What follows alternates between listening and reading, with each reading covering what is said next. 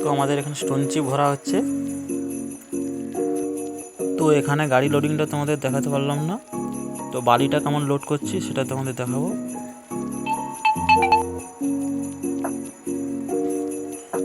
তো আর এক জায়গায় মাল যাবে, সেটা বালি। দুটো গাড়ি আছে, এই যে আমার এই গাড়িটাতে বালি লোড হচ্ছে 14টা বালি, দুটো সিমেন্ট আছে। এই যে বালি ভরা হয়ে গেছে, মোট 16 বস্তা আছে।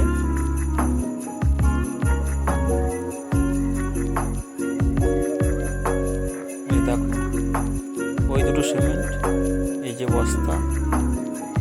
তো আমাকে সবাই এরকম সাপোর্ট করলে আমি আগামী দিনে ফিশ ফার্মিংয়ের ভিডিওগুলো লাইভ করে তোমাদের দেখাবো সামনে।